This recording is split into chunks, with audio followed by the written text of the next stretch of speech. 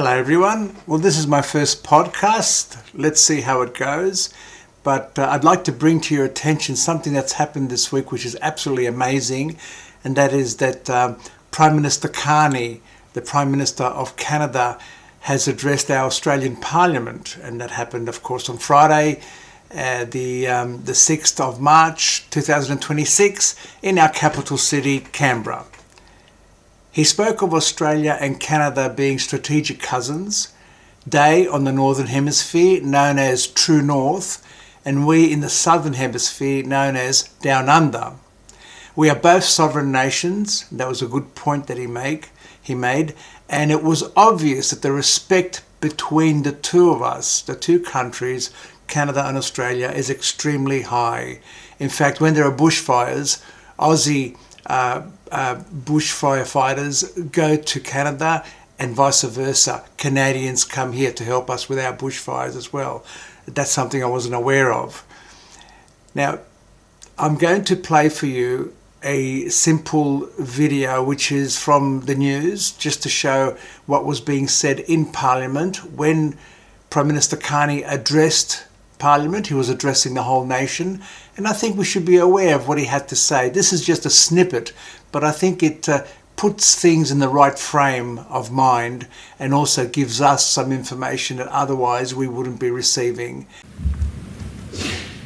Mr. Speaker, the last time a Canadian Prime Minister stood here, it was a different era with different challenges. 2007.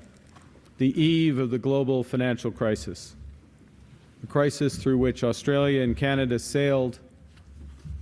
We sailed through that storm because of the soundness of our banks, the probity of our public finances, and the resourcefulness of our people.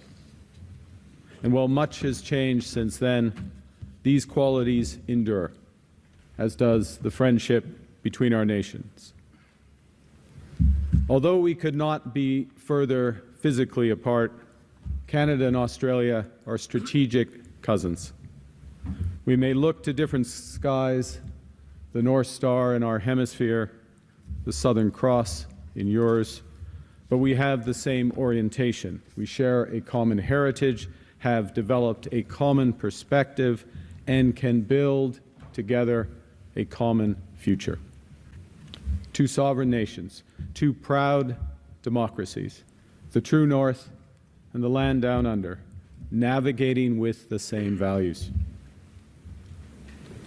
As the Prime Minister indicated, what makes our relationship rare is that it was not built by geography or by great power design. It was chosen repeatedly over centuries.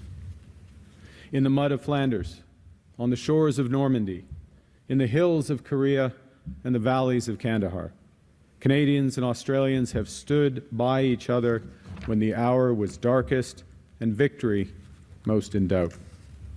And we have done so because we believe that people everywhere deserve to live freely, to govern themselves and determine their own futures, and that these values are worth defending even at great cost. We were at the table when the G20 was formed, when the Trans-Pacific Partnership was negotiated, and when the standards governing trade, finance, and security were all set.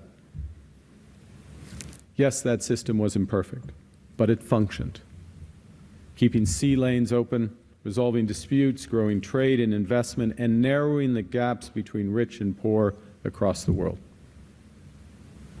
With that global architecture now breaking down from consecutive crises, I've come to Australia at your invitation to reaffirm our alliance and to suggest where it can go next. Because it's my fundamental belief, as a result of optimism I've picked up from people from this great country, that from this rupture we can build something better, more prosperous, more resilient, and more just. It is clear that although the USA occupies a space on this planet, that we are siblings. We share the same mother. Not one nation is the parent, and no one has the task of being a castigator, freely punishing people not only of its own nation, but also people abroad. Now back to the subject in hand. I see that Homeland Security Secretary Kristi Noem has been fired by the president, her president, Donald Trump. The moment she dobbed him in for granting her $220 million to make those very expensive, silly, cowboy-style TV ads, she signed her own fate. On horseback, in some valley, riding as if she was the Marlboro woman, you know, dun, dun, dun, dun, dun, dun, dun, dun, dun, without the cigarette in her mouth. I mean, how stupid can you get? She didn't kill Cricket, her little 14-month-old puppy. That poor little dog shot itself because he couldn't take any more her rambling, monotone, boring as hell, rancid word salad voice. Poor little bugger. He just couldn't take it anymore. It looks like Donald Trump has bitten off more than he can chew with this war in Iran. His minions keep saying, oh, we're not at war, we didn't declare war, they declared war. Well, I can tell you now, it wasn't Iran who shot the first shot. The other thing too is that Iran had a navy ship near Sri Lanka on its way to some sort of navy march they were doing together in celebration of an anniversary for the navy there, and it wasn't even armed, and yet a US sub pursued it, torpedoed it, and just about killed everyone on board. I think there was 180 sailors on board, and only about 32 got rescued by the Sri Lankan Navy. I don't know what's going on, but can anyone explain to me, why is it that between 2021 and November 2024, Prime Minister of Israel made at least 3 visits that we know of to Mar-a-Lago at a time when Trump was not the president? It was Joe Biden.